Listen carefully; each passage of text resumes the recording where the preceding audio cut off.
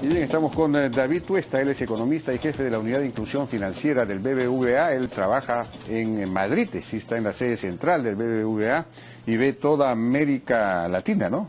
Toda América Latina o a toda América Latina. Toda América Latina y también algunos países emergentes. Ah, caramba, mira. David, buenas noches, ¿qué tal? Muchas gracias por la invitación, Jaime. Bueno, uno de los temas que queríamos hablar es el asunto de la reforma de las AFP sobre el sistema privado de pensiones y sobre el sistema de pensiones en general. Porque es algo que ha estado en discusión muy fuerte acá, y lo último ha sido esta ley que fue aprobada en el Congreso, por la cual se autorizaría a aquel que se jubila a que pueda retirarse con el 95.5% del fondo que ha acumulado en una AFP. Y esto ha sido aprobado en el Congreso. El propio Ejecutivo ha anunciado que va a observar la ley, pero todavía no lo ha hecho, y me imagino que si la observa, en fin, no sé cuándo se vería el tema, pero digamos, el asunto está planteado y esto ha suscitado mucha discusión. ¿Cuál es tu opinión acerca de esto? A ver, la iniciativa tal cual está planteada es es un hecho poco oportuno, ¿no? Con todas las buenas intenciones que quizás puedan existir detrás de ello, aunque de repente algunos miembros del Congreso, digamos, que tengan otros objetivos, yo creo que es una locura plantear esto realmente. Yo creo que hay varios errores ahí detrás del tema, ¿no? El primero creo que tiene que ver el confundir, digamos, en esta decisión elementos de carácter de repente políticos, de repente gente o un grupo que está hastiado de repente o fastidiado con la manera como funciona el sistema de pensiones, y simplemente con el hecho de quitarles desde su punto de vista algún negocio, no dándole el 95% a la gente, y la gente digamos que administra esto en la parte de rentas vitalicias con seguros, y al final termina cargándose el sistema. Yo creo que ahí hay un error, digamos, que está mal enfocado. Luego hay temas relacionados a temas de la oportunidad. Yo creo que este es un mal momento para plantear este tema. Hay temas, no es el tema más urgente, ¿no? El tema de cobertura es mucho más importante. Si uno libera, digamos, o permite que la gente pueda retirar el 95,5%, deja prácticamente sin sentido, digamos, la existencia, digamos, de este pequeño sistema de pensiones en el cual solamente participa el 25% de la PEA. Luego hay otros elementos... Pero digamos, ahí hay una decisión previa, ¿no? Aprobar esa ley supone haber ya aprobado, por lo menos en principio o implícitamente, la idea de que no tiene sentido la obligatoriedad de la contribución pensional, digamos, ¿no? Es decir, que no haya pensiones. ¿Para qué? En realidad, si uno puede retirar su pensión, el principio de la pensión no tiene sentido, y si no tiene sentido la pensión, ¿para qué me obligan a mí a cotizar? Entonces el principio de la cotización universal, digamos, desaparecería. Totalmente, ¿no? Porque, a ver, la idea de la existencia de una pensión, un sistema de pensiones en cualquier parte del mundo, es tratar de aminorar o mitigar una falla de mercado o una falla que tienen los agentes económicos respecto a la previsión, ¿no? Respecto a que tienden a darle preferencia al consumo presente respecto al futuro, ¿no?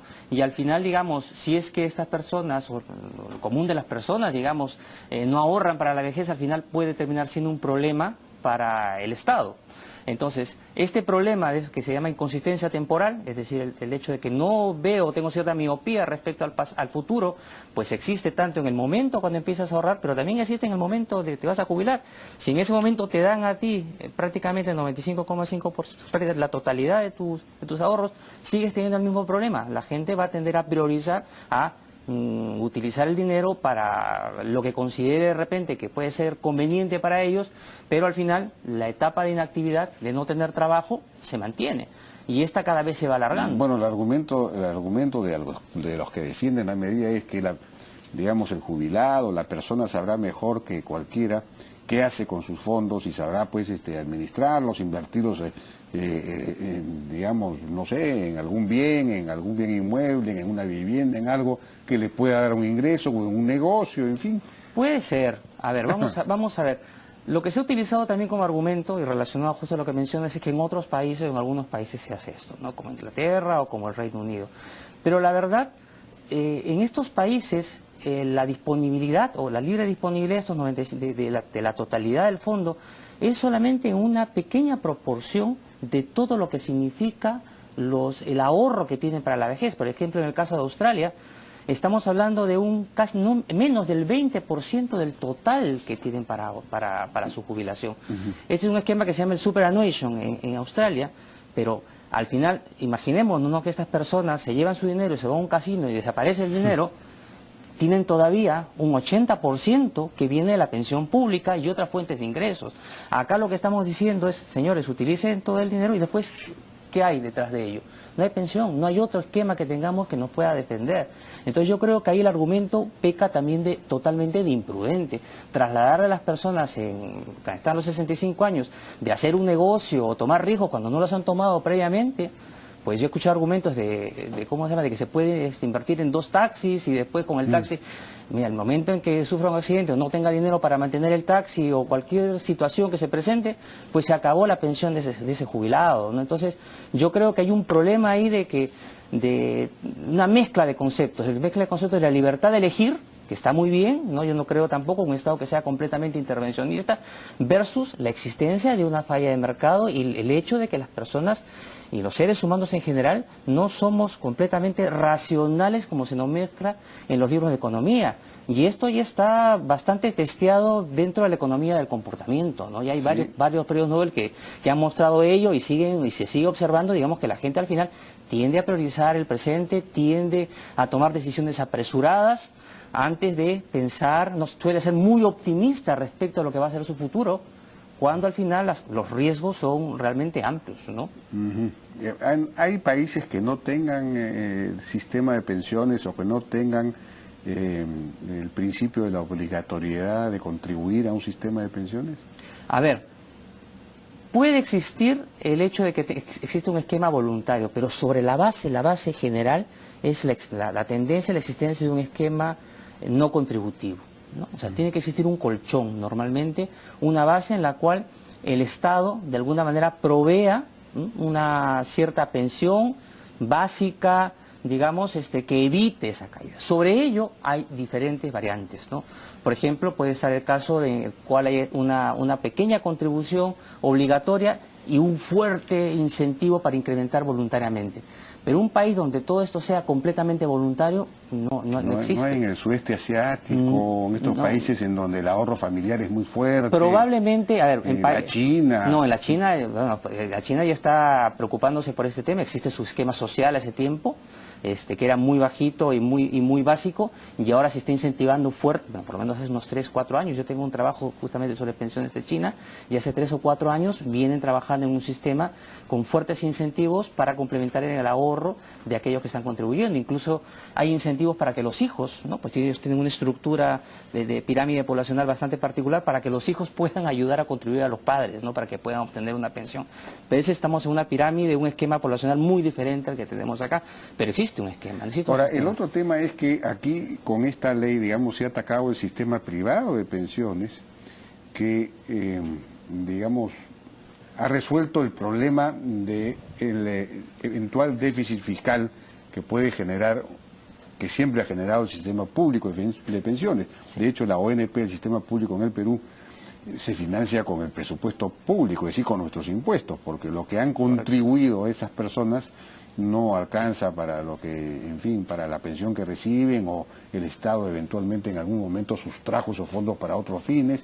El hecho es que eso tiene un déficit muy grande. Correcto. En cambio, el sistema privado de pensiones garantiza que uno acumula su propio fondo personal y por lo tanto no depende de una asignación del Estado y ni está comprometiendo, digamos, recursos fiscales a futuro, ¿no? Es correcto. Hay un tema ahí fiscal importante, relevante, digamos, que hay que tener en cuenta. El esquema público, hay que considerar, digamos, estadísticas oficiales por parte de la ONP, que hay casi 35% de las personas que han aportado a la ONP y no van a recibir una pensión porque simplemente no han logrado aportar durante 20 años. Ya. Entonces hay que tener en cuenta ahí nomás que eso es una manera... 30% de los... Sí, bueno, esa estadística incluso se ha publicado en prensa varias veces, en algunos trabajos también se ha dado, ¿no? Entonces, ahí es una manera como se está ayudando el Estado a financiar este déficit, ¿no? Hay 30% que tenemos contenido, y ahí, díganme ustedes, si escucha algún congresista que salga a defender a esa población que no va a tener pensión.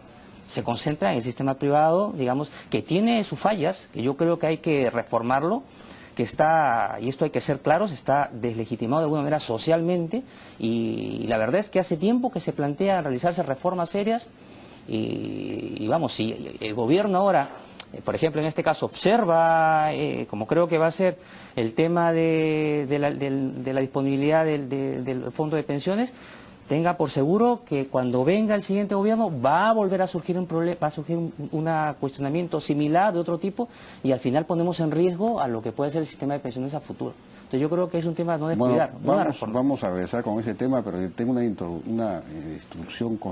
¿Vamos a la pregunta del Twitter o vamos a la pausa? ¿Cómo es la cosa? La pregunta del Twitter, ya. Si la rentabilidad de las AFPs fueran atractivas, nadie pensaría en retirar los fondos. Es simple. No sé. Yo creo honestamente que es una visión bastante simple. No todo el mundo está mirando su rentabilidad. De hecho, usted cuando observa, nadie se está moviendo de fondo de pensiones al más rentable al menos rentable. La gente sí tiende a quedarse estático, y también al mismo tiempo, yo no creo que es un tema de rentabilidad. Yo creo que pero perdón, la rentabilidad ha sido, que yo sepa, de en promedio de 8% o 9% real anual en promedio. Así es. O sea que es una rentabilidad bien alta. Buenísima. Muy buena. Entonces, supuesto. esa es la primera respuesta. No están mirando, no. Esa es la primera respuesta que hay que dar, ¿o no? Lo que pasa es que no se está informando suficientemente a la población. No se concentran demasiado en el tema, en estas pequeñas no fallas que es relevante, que por ejemplo como el tema de comisiones, que yo creo que hay aspectos ahí que se pueden reformar. Digamos, bueno, vamos a ir a una pausa y regresamos con las reformas que se pueden introducir. Bueno, hay que decir algo que no mencioné al principio, y es que David Tuesta es un experto en temas de sistemas previsionales. Él ha escrito varios libros sobre este asunto. Entonces, por eso es que lo hemos invitado a hablar del tema.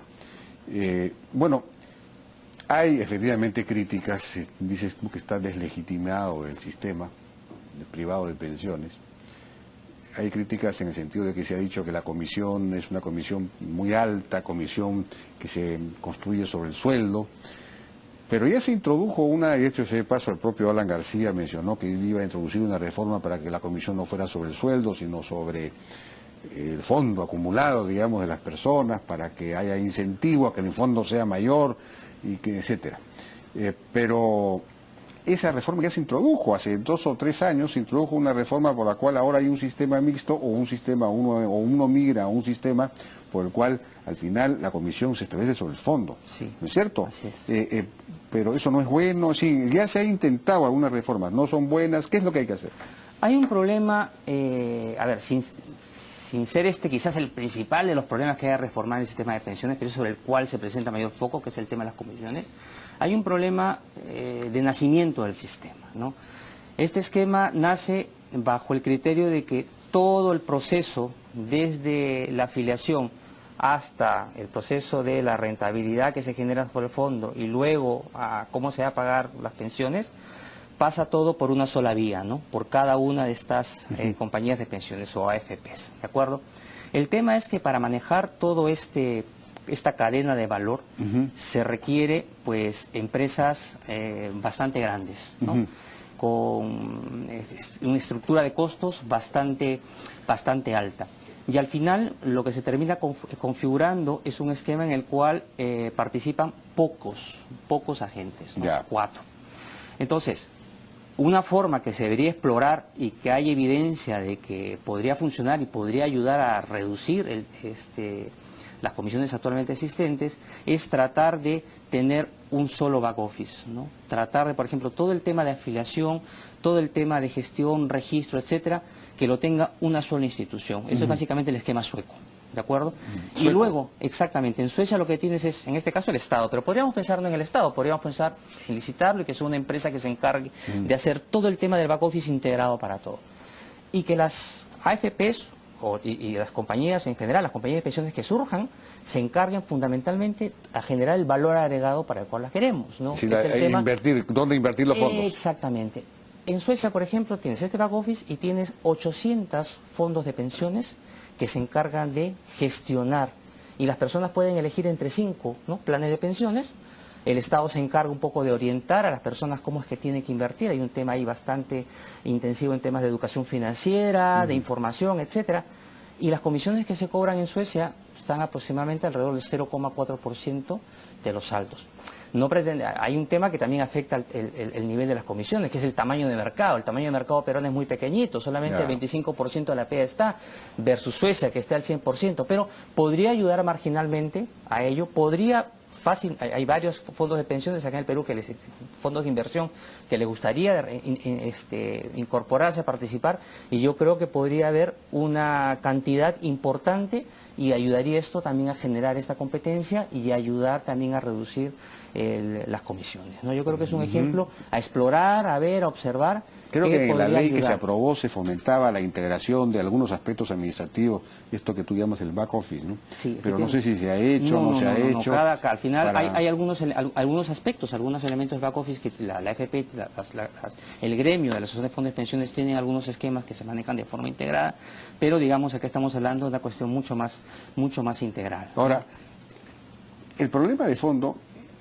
es que solo el 20 o 25% de la población económicamente activa está en un sistema de pensiones, sea privado o sea público.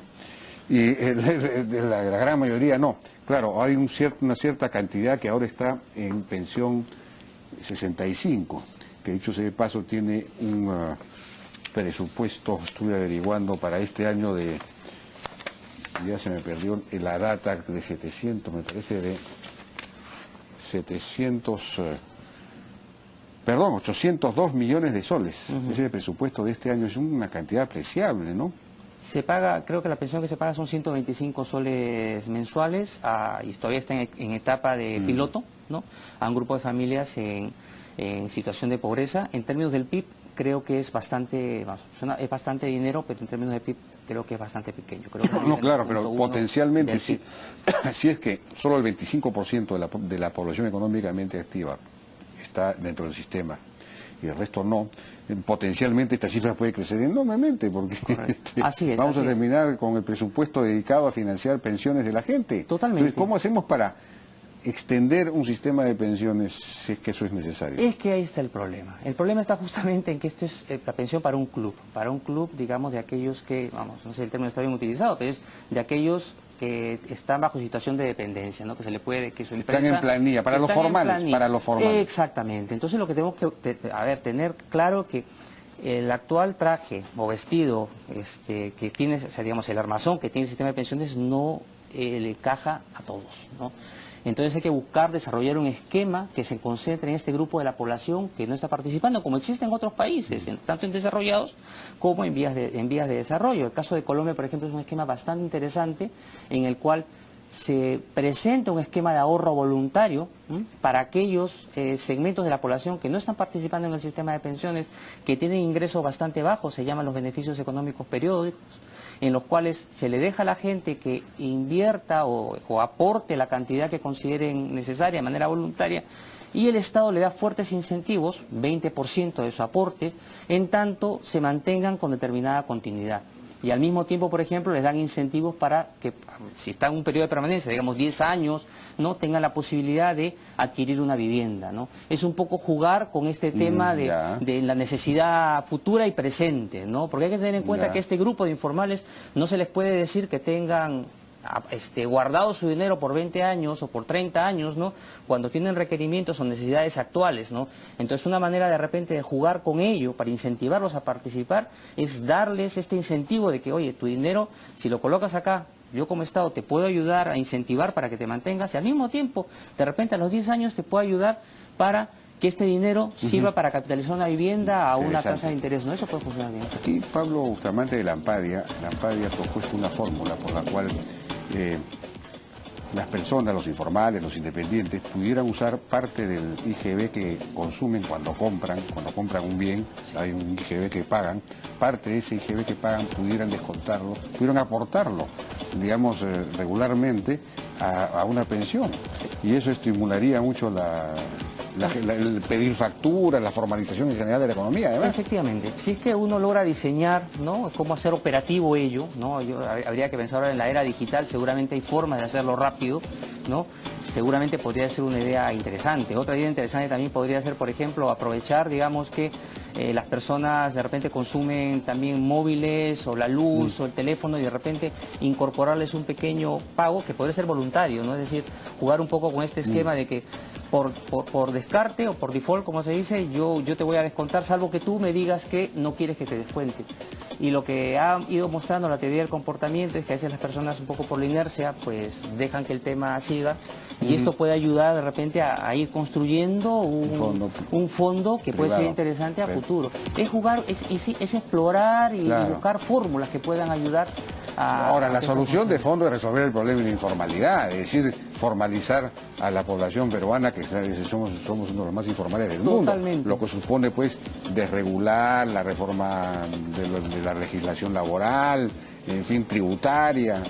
Claro, lo que estamos conversando acá, formas de incentivar, son soluciones en el margen, ¿no? La solución de fondo, evidentemente, es intentar solucionar los problemas de informalidad, este problema estructural, ¿no? Estas cosas son mitigadores, son cosas que pueden ayudar, ¿no? Pero el tema de fondo pasa por la reforma laboral, evidentemente, el contrato social, lo que provee el Estado respecto a lo que pagas de impuestos, en fin, una serie de cosas, digamos, por lo cual la situación que tenemos actualmente, pues, no solamente afecta a pensiones de la informalidad, sino afecta prácticamente a cualquier decisión económica que quieras tomar, ¿no? Efectivamente. Bien, David Tuesta, economista y jefe de inclusión financiera del BBVA, con sede en Madrid. Muchas gracias por su participación. Muchas gracias. En la hora N. Con esto nos despedimos.